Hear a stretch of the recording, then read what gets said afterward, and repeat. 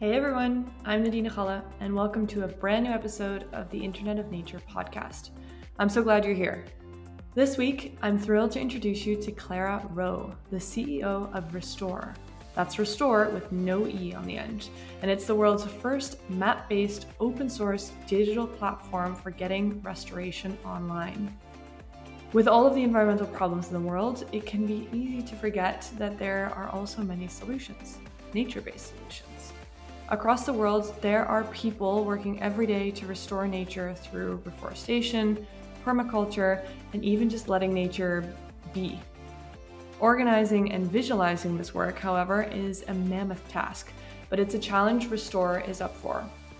After getting a call from her former Yale classmate, now renowned ecologist Tom Crowther, my guest Clara Rowe had to jump at the chance of leading the world's first open data platform for ecosystem restoration. Bit of a mouthful. Clara is a sustainability leader with a decade of experience in natural resource management, international development, and responsible commodity supply chains. She has expertise in bridging the gap between global sustainability solutions and on-the-ground challenges to ensure interventions are impactful and strategic. And that is exactly what she'll touch on today. The Restor platform was just launched a few months ago and already has nearly 80,000 restoration sites on it, at time of recording anyways, might be even more now. I even asked Clara about her favorite one. But before we kick off, a big thank you to this season's sponsor, the International Society of Arboriculture. The ISA is a global network that uses research, technology, and education to promote the professional practice of arboriculture and the benefits of trees. ISA exists so that professionals, allied professionals, public officials, and consumers worldwide recognize the economic, environmental, and societal benefits and values of trees and their care. And we want to thank them for their support. As always, remember to subscribe and leave us a comment or review if you learned something new.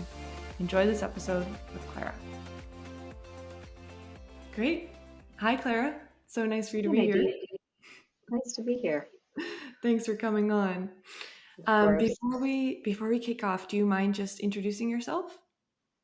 Of course. How far do you want me to go? I would love to know kind of how you got into this current role at Restor, but also just, take us back. Kind of what brought you into this field of work? Sure. Well, I'm Clara. I'm Clara Rowe, and today I'm the CEO of Restor. I moved to Mexico City. Sorry, I moved from Zurich to Mexico City about 6 months ago to kick things off here. And I'm from the US originally. I grew up in Costa Rica, spent a lot of time in Mexico, and I've always worked on natural resource management of some sort, marine and terrestrial. And I've worked with farmers, and I've worked with big plantation owners, and I've worked with forest owners. And so for me, Restor is this opportunity to think about a different way of helping to make change in terms of what's happening on the ground. Right. And what is Restor? Great question. Um, I will start by saying what restoration is, because that helps me talk about what restore is. But the restoration of nature, and when I say that, I mean it really broadly, right? I mean across ecosystem types, forests and grasslands and wetlands and peatlands, and also intervention types. So the kind of restoration we're doing. I think we often think about planting a tree, but it can also be fencing off an area and letting it regrow itself. It can be wetland remediation. So across that whole spectrum, the restoration of nature has the potential to prevent 60% of expected species extinctions, to draw down about 300 gigatons of carbon, which is about 30% of carbon that's in the atmosphere today, and also improve food security for more than 1 billion people. And so fundamentally, we are building Restor to help unlock that potential and accelerate that potential. Wow. And we are a digital platform with data that allows projects all over the world to come together, to learn from each other, to learn from science, and to make their work more visible. Wow. So is Restor is essentially, kind of a map-based platform where you can see all of these different restoration projects happening? That's exactly right. You can kind of imagine it like a Google Maps, but Mm. for restoration of nature. So it's filled with restoration and conservation projects from around the world. It's about 75,000 projects today, and that number keeps growing. Um, and our platform is offering them basic access to ecological data, to environmental data, to socioeconomic data. We've made that really readily available. So they might be able to look at how much carbon is in the soil today and how much carbon could there be in the future. And they can look at Mm. species recommendations, what trees and grasses and shrubs could occur here naturally. They can look at precipitation and elevation. They have satellite imagery that they have access to, really high resolution satellite imagery, so that they can see almost every plant and its change over time. Wow. And it's easier for them to find each other now, right? It's not just about the data, it's about each other and coming together in order to learn, in order to teach. I think that the latter point, indeed, because that's really about what creating, besides the platform, creating this community around Restore is about, right? Bringing these people that are working alone on these projects, bringing them together. Yes, yes, that's exactly it. And I don't know that I expected that actually when we started, Mm. how powerful that piece of I feel alone and I don't want to feel alone anymore is, Mm. but we hear it a lot. Right. And there's this sort of intangible sense of, okay, there's support. Someone is there. Someone is at the other side of an inbox, and someone is here on a map with me, and that gives motivation. Right, right. And you might not even realize that, however many kilometers further on the road, someone else might be working on a restoration project and you had no idea. That's exactly it. Has there been any stories like that? Kind of how people have been able to support each other through this process? So we've heard often again this narrative of I was feeling alone and I don't anymore. We heard Mm. from a project in Australia who was talking about the work they had done and then what happened after the bushfires and seeing Mm. that get wiped out and being ready to kind of quit and say, you know what, I've put in what I can and there's nothing else I can give here. And then finding Restore, getting a call from someone, because that's how we've been reaching out to projects, just with, ambassadors around the world who are, local contractors picking up the phone saying, have you heard about Restore? And they got that call and thought, okay, someone else is here and I can keep doing this work. Wow. We've also heard stories of people who, have used estimates from the data on Restore to go to a potential funder, right? And say, look at this piece of forest in Ecuador. Look at the carbon that it's sequestering. Look at the biodiversity that's here. Will you Mm. help fund the conservation of this site? And who have had success because they've had that basic free access to data. And so, we're beginning to pull together more and more of those stories. Of course, we haven't been around for very long, but we're really excited to start seeing how it is that people are using our platform and honestly to learn what are they doing? How can we help them do it better? What are the best parts of what we're doing right now? And what are the things that we really need to improve? So that's where we're really digging in now, is a Mm. discovery process, because we know we're just scratching the surface and there's a lot more that we can do.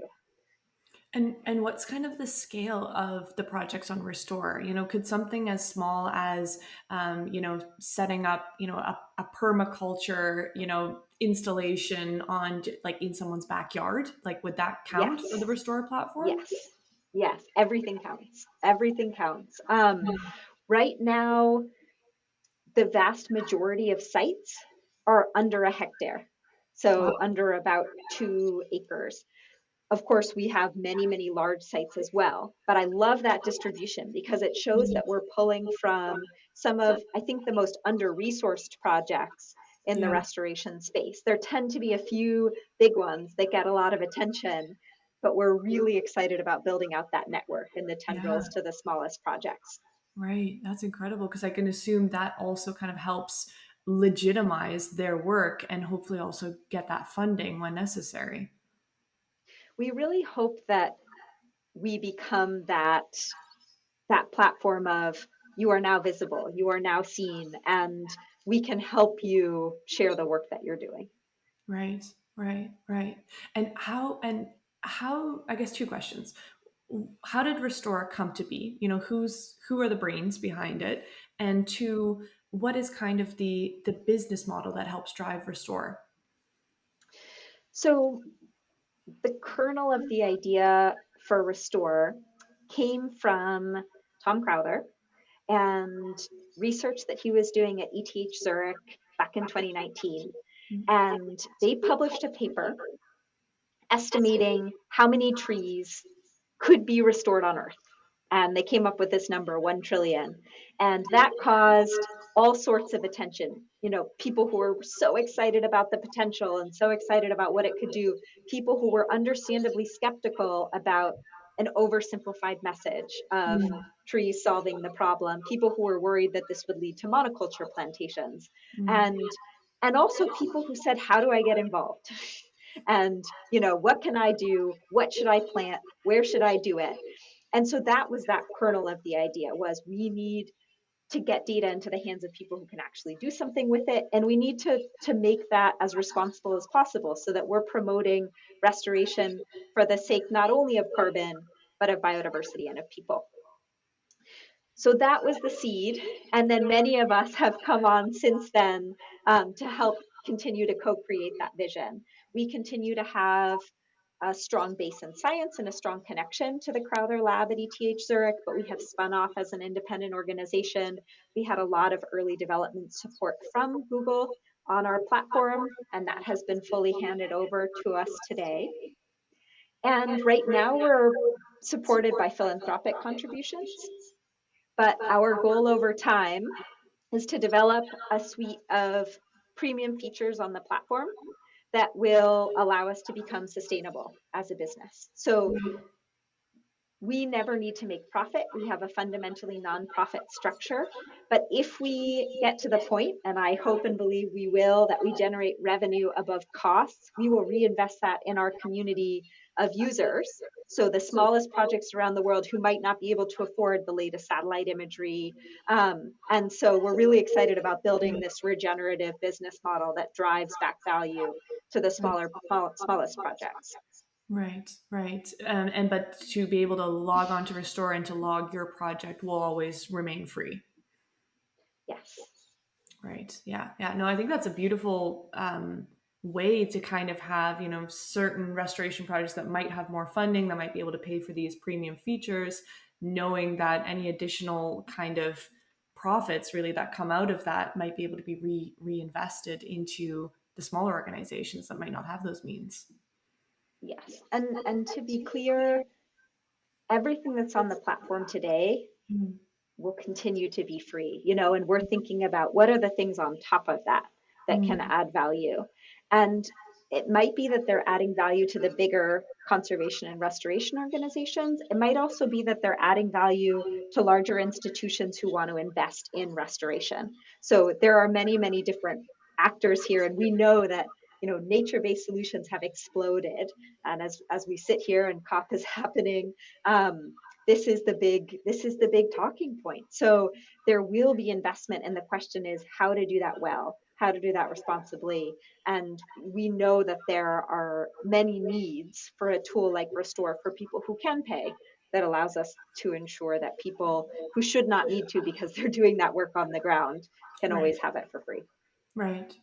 That's interesting that you said that about nature-based solutions being such a talking point at COPE right now, and kind of broadly, I would say that's definitely where the trend is going. Do you see the role of technology within nature-based solutions be talked about more and more as well, or is that something that's still kind of on the sidelines?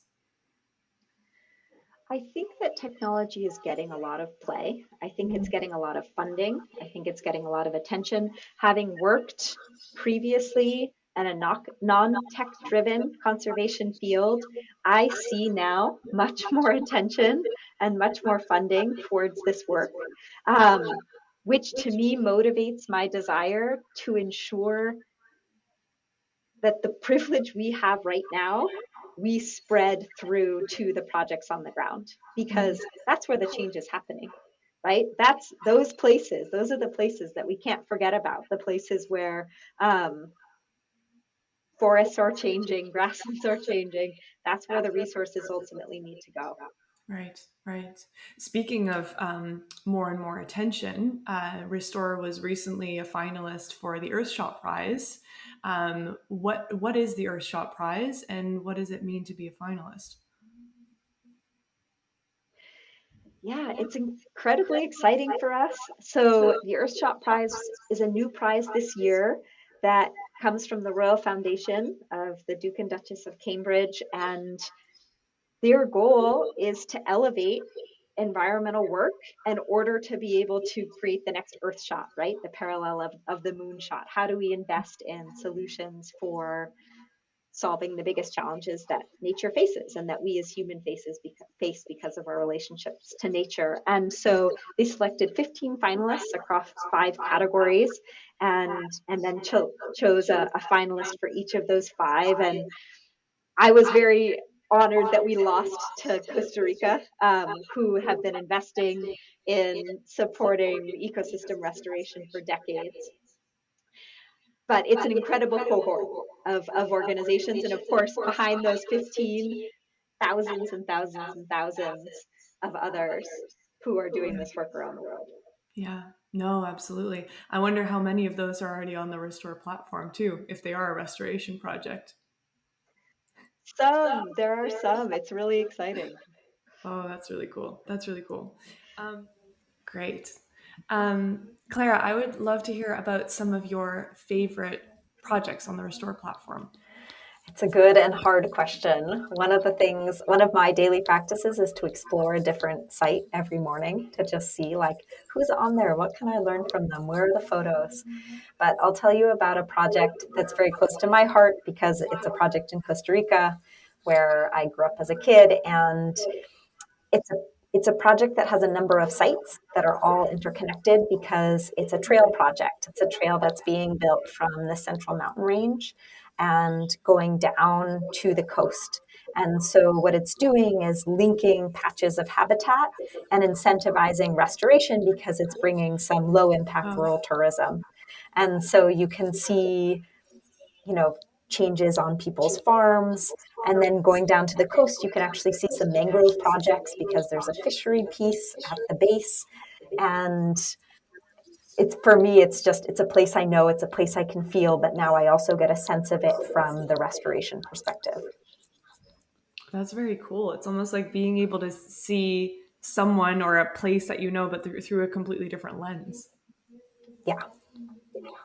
That's very cool. That's very cool. What are kind of some of the, so we talked briefly kind of about some of the new features that Restore might want to develop in the future. What kind of features are you guys thinking about? So in many ways, sky is the limit. I think that so there's new features and then there's new ways of us making the user experience smoother, and both of those things are important. So right now, Restore can feel technical because there's all this scientific language on it, but our intent is that it is not technical, that it makes this information easy to digest and easy to use, whether you're someone doing restoration work or whether you're someone who just wants to be able to get involved. So for us, it's really important to learn more about how users are interacting and how we can make their experience on the platform clearer, how we can provide more explicit recommendations if that's what they're looking for. And that's one piece of it, is just making sure that we're meeting people where they are on the platform. And then we're also trying to think about how it is that we can bring in better measurements of things that aren't always well measured for restoration. So everyone's talking about carbon nowadays, which means that there are decent estimates of carbon all over the place, but and it's getting better. We really want to do the same for biodiversity. And so we're thinking about what are the really scalable ways that we can help projects measure changes in biodiversity. So bioacoustics, for example, which is just listening to a soundscape, birds and crickets, and the way that water is changing, and how we can make that very easy for people to be able to record sound, put it on the platform, get estimates of biodiversity compared to an intact area, for example. So that's another category of innovation for us, is how do we help analytics tell a more complete story Wow. of what's happening for restoration. Wow. So in practice, that could mean that someone takes a recording on their phone of their surroundings, uploads that, and gets an estimation on what the biodiversity looks like. That's where we'd like to go. Wow.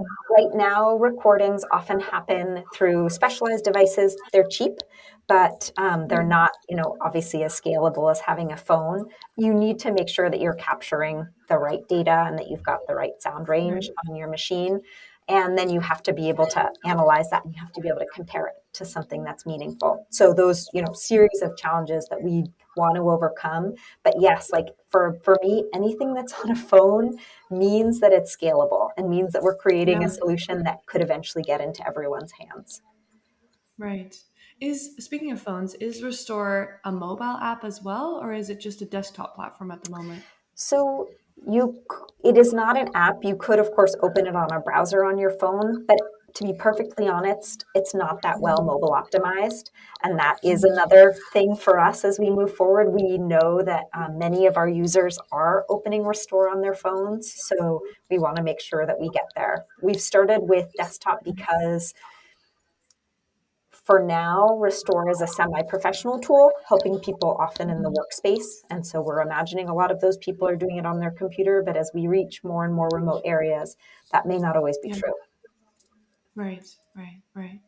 And I'm curious, how did you get into this? Get into because you were in Zurich and moved to Mexico City. Sorry, I Opposite, reversed that opposite. opposite way. It's Exactly. like I think that you're Exactly. right. Okay, so you were in Mexico City, moved to Zurich. Exactly.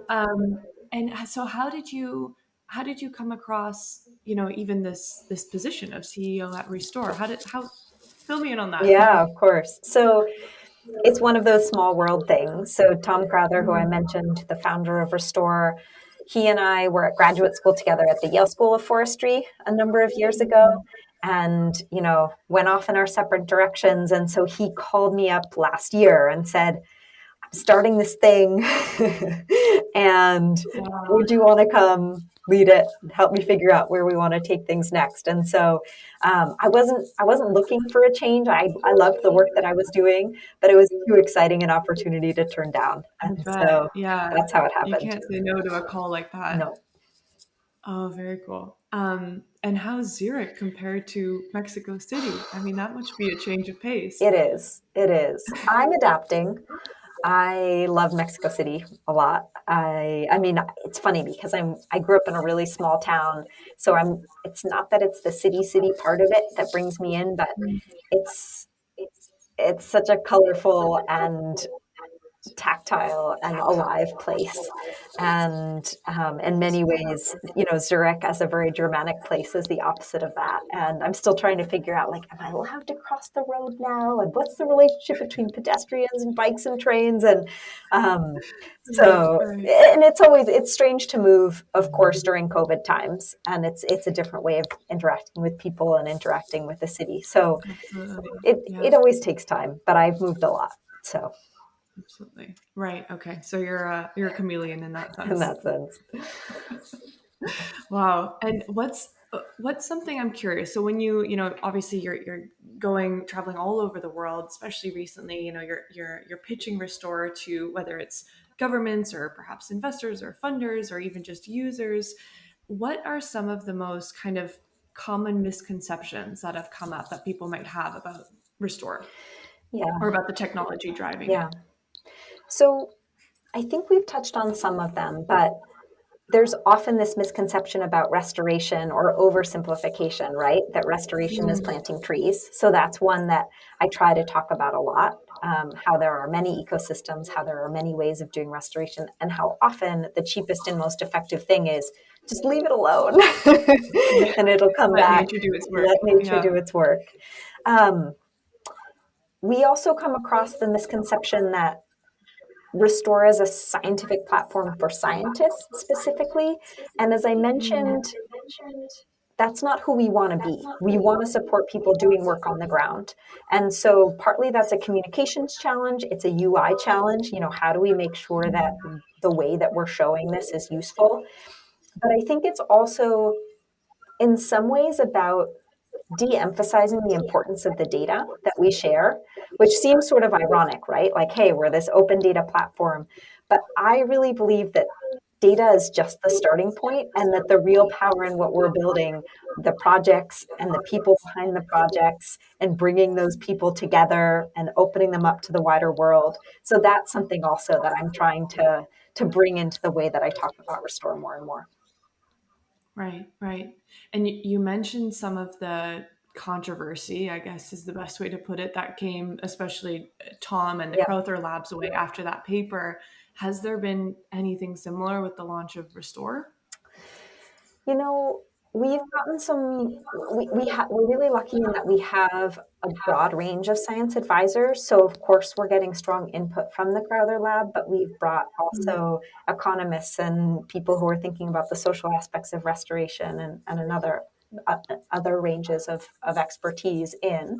We've gotten, I think, important pushback on the way that we help explain what the data is, right? So it's data Right. that's coming from models most of the time, not all of the time, but we explain that layer by layer. So what that means is it's often a prediction. It's a prediction based on a lot of ground source data, but it's a prediction. And so the accuracy of that varies by region and by size of the site that you're looking at. And so we're getting some good feedback on how we can continue to educate users about what that means and what that uncertainty means.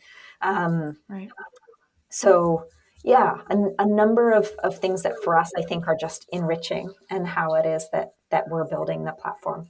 And ultimately, one of the really exciting things about Restore is the possibility for this feedback loop between local knowledge and local data, and the way that science understands that and then feeds it back and shares it with the community. And so our goal is to really ramp up that feedback loop. Imagine getting information on, seedling mortality rate and, soil carbon and tree density from those 75,000 projects around the world. And then as that number grows, we're able to feed that back into many, many scientists around the world. That improves their understanding of what's happening, and then we share that back with the community.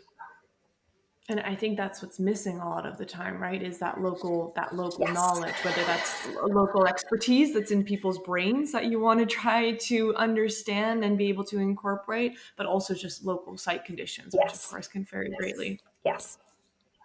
Right, right. Well, that's really exciting. Where do you see there to be? I'm curious, kind of about the geographic distribution of projects on the Restore platform as well. Where are you seeing, perhaps a surprising amount of projects, Yeah. and where are you seeing projects that are not right? They're not on Restore yet, but there are likely projects happening there. So our projects are spread across 110 countries, if I'm not wrong, on Restore. And so I'm really proud of that we have a big reach. Right now, we have a very heavy Latin America concentration of projects, and especially in Brazil. And a lot of that has to do with where we've had connections, to groups of people who are doing this kind of work. And I think that's okay. We're going to continue to spread organically. I did a lot of reading about network theory earlier on in the year to think about how is it that we grow networks, and how is it that we really focus in on particular places that reinforces the message, and we get, those clusters grow and then those clusters spread. And so I feel good about that. But there are places, China, for example, we have spent no dedicated effort on China because we know it requires a huge strategy from a language perspective, from a political perspective. We don't have a ton of projects actually in the US and Canada. And I think that's partly because we're Europe based and we've spent a lot of our time focusing on projects in the global south, but there's a huge amount of potential in the US and Europe as well. So I'm looking forward to continuing to spread out and fill out that distribution. Right. And you're doing that through these local ambassadors, Yes. right? So how do you find those people? And perhaps people listening to this might be interested in getting involved. How can they kind of get involved in Yeah. helping get more projects there? Yeah. So we started with volunteers actually last year when things were very, very small still, and even before I joined. And we decided that, it's important that we pay people who are doing this work. And so we started putting out calls for these part-time contractors.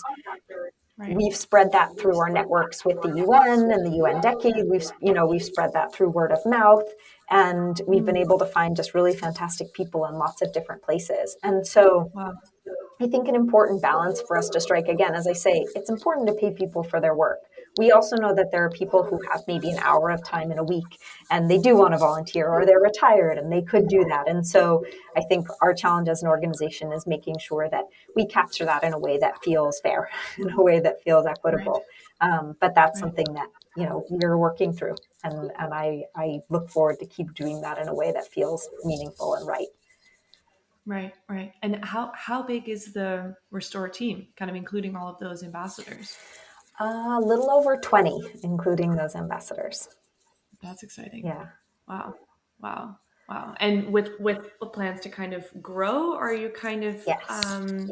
yeah? So we've been outsourcing all of the development of the platform itself. And Right. we are about to bring that in-house, which is really exciting. But that means hiring an engineering team. So, we're going to bring in an engineering lead, I think, at the beginning of next year, and then build a small team around them. So we will also be, continuing to invest in the way that we're supporting users and the way that we're reaching out to users. So I expect that we will bring another 10 people on next year at the very least. Right. And for some of the listeners that might be more entrepreneurially inclined, why the decision to bring the engineering team in-house rather than continue outsourcing? Yeah, so it's been a tough decision. We have a complicated code base. We have a complicated platform.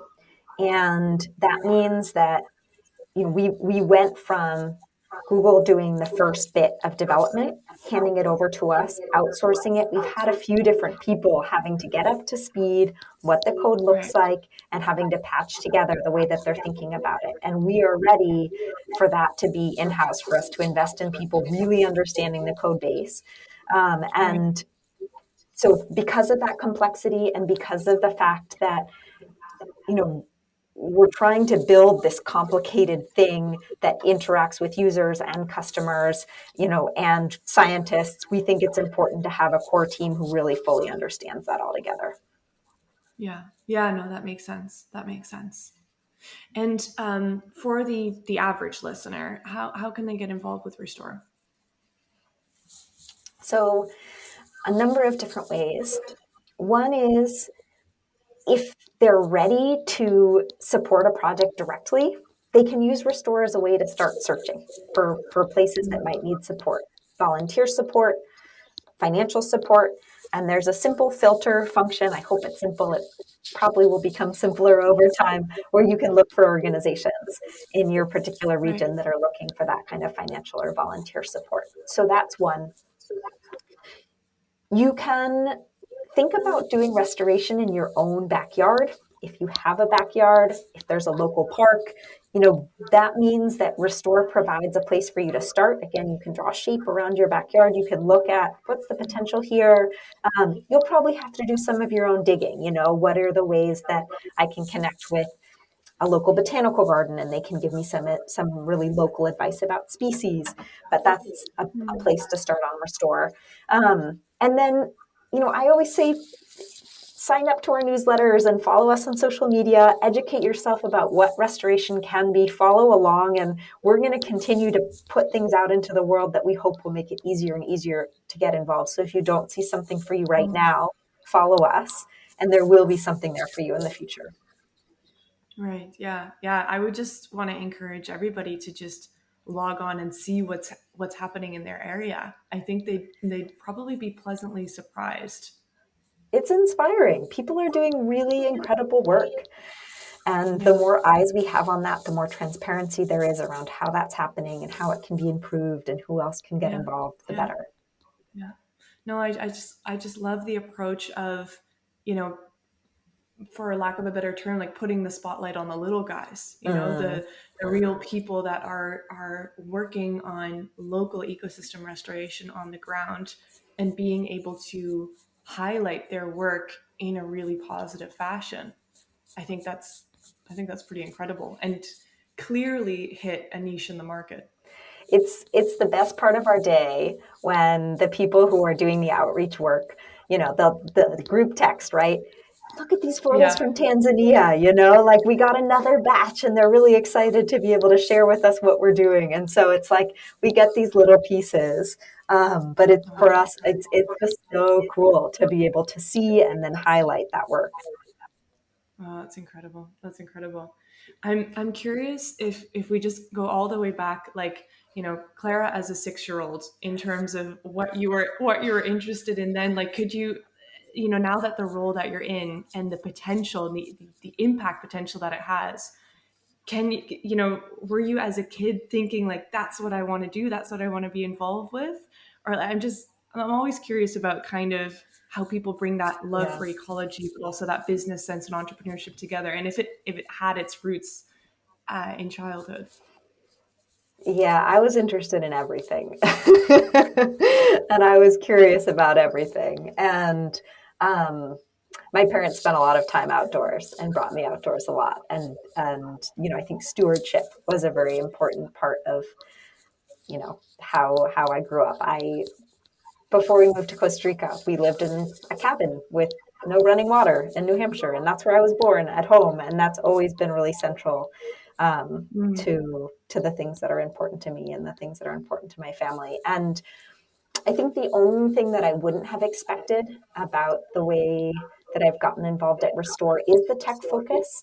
So for me, tech it's an enabler, and that's it. The things that are most exciting to me are the things that we see when we go beneath the surface and we get out into the field and we get out into a forest. And so Yeah. I wouldn't have necessarily known that's how it was going to get applied.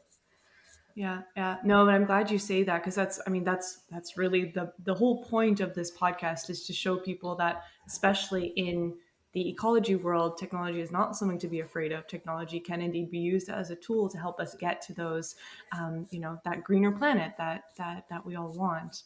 And indeed, it's an enabler, not a destination. Yeah. Yeah. So where can people connect with you and Restor if they want to get in touch? Yes. So restor.eco is the website, www.restor.eco. They can also always contact our community inbox, which is just community@restor.eco, and ask questions and look for advice. So either of those two places. Awesome. Right. That's great. And I definitely encourage people to do that. And the last question that I ask all of my guests who come on the show is, what does the Internet of Nature mean to you? It's such a deep question.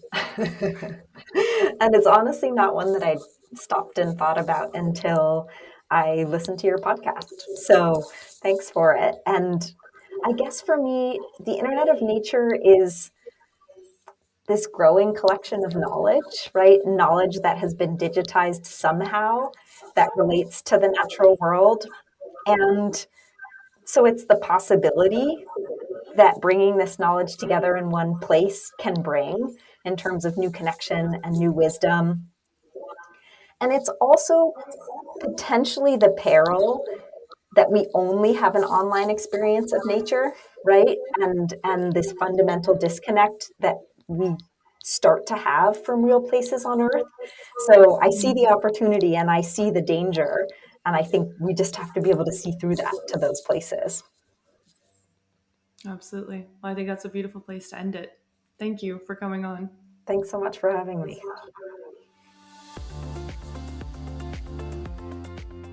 Well, that was a really fun interview. I learned a lot from Clara, and I hope you liked it too. If you did, go ahead and subscribe to the podcast now and leave us a review. We really appreciate it. We'll be back next week with Jared Hanley, the co-founder and CEO of Nature Quant. It's sure to be a great episode, so don't miss it. In the meantime, make sure you get on restor.eco. Remember, that's RESTOR, no E at the end. Find a restoration project to support, add your own restoration project, and join the global restoration community. We need everyone in this. And lastly, a big thank you to this show's sponsor, the International Society of Arboriculture. We invite you to learn more about the benefits of joining this network dedicated to promoting the professional practice of arboriculture and the benefits of trees. Membership in ISA connects you to an international community of like-minded professionals in the fields of arboriculture and urban forestry. As a member, you'll receive all kinds of other discounts and exclusive opportunities. For more information, visit www.isa-arbor.com/membership. That's isa-arbor.com/membership. Thank you for listening to the Internet of Nature podcast. This show was an NA Media production.